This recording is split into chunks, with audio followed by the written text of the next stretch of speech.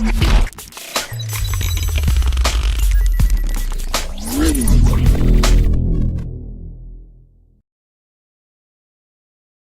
is difficult to conceive of how Lamar Jackson will not win the Heisman Trophy, even if, in college football terms, that eventuality is eons away. Jackson, the Louisville quarterback, entered the 10th-ranked Cardinals game against 2nd-ranked Florida State with 7 passing touchdowns and another 6 on the ground in his 2 games this season, against Charlotte and Syracuse, hurtling toward the end zone against the Orange last weekend. He leapt over cornerback Cordell Hudson as if Hudson were a rain puddle. Expectation was building.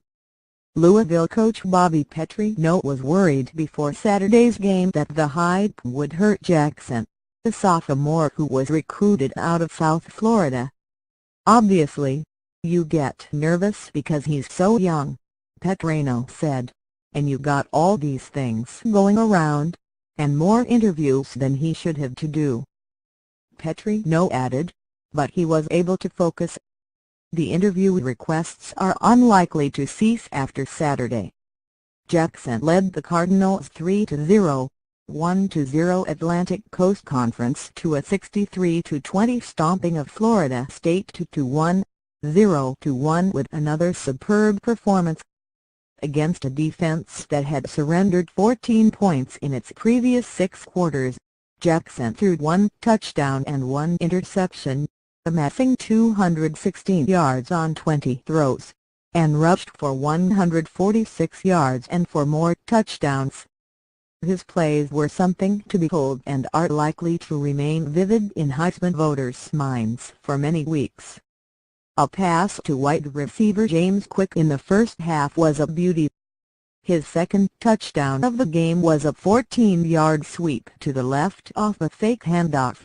Jackson used his 200-plus pounds to muscle his way over the goal line. "Lamar Jackson 5x better than what I was at Vick," Michael Vick, who put on a few jaw-dropping performances while Virginia Tech, said Saturday on Twitter. Comparisons between Jackson and Vick are now unavoidable. One important caveat here: when Vick was a redshirt freshman and finished 3rd in the Heisman race, he played in the national title game. Of the last 15 Heisman winners, 11 played in the national championship game, and a 12th, Tim Tebow, had already played on a national champion.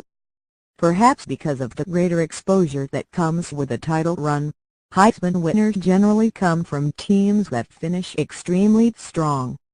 It's too soon to know whether the Cardinals will have such a season.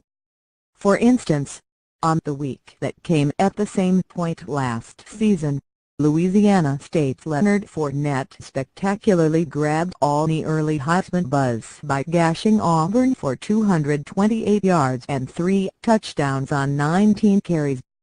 But it turned out Auburn was not very good, and come November, both LSU and Fournette sputtered. He was not even invited to New York City for the Heisman ceremony. Also in that week last season, Alabama, ranked number 2 at the time, was upset by Mississippi. But the Crimson Tide eventually climbed back into the title hunt and won their 4th championship in 7 seasons. Alabama running back Derrick Henry won the Heisman. Henry is now on the Tennessee Titans.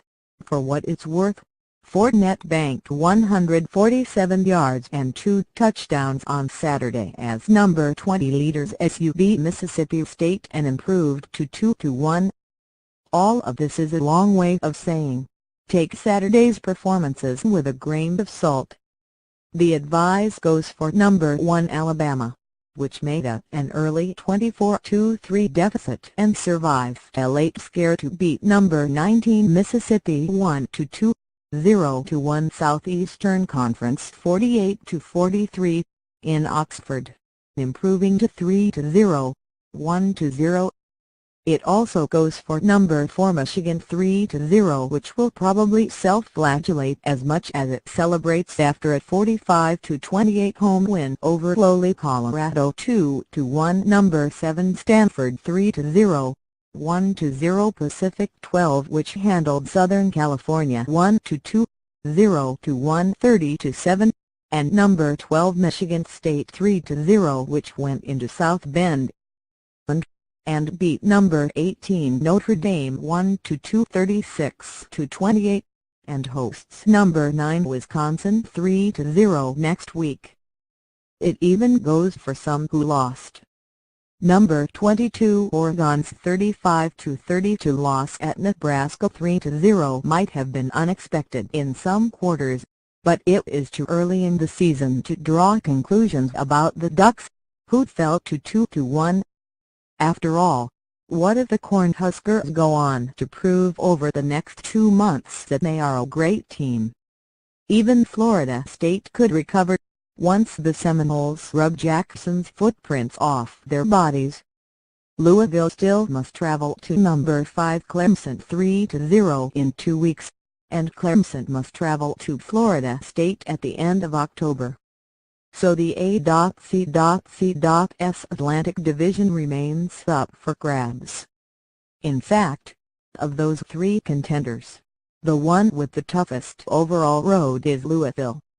When the Cardinals announced the future home-and-home series in 2013 with a team that had gone 5-7 the prior season in a less competitive conference, they might not have realized that they were setting themselves up for the challenge of a late-season date visiting the number 6 Houston Cougars 3-0, who stand a decent chance of being selected for the playoff from outside the Power 5 conferences. Yet peril is also opportunity. If Jackson goes to Houston on November 17 and leads the Cardinals to victory, the Heisman talk will no longer be premature. Indeed, ballots will be mailed out shortly afterward. September is fun, but November is for closers.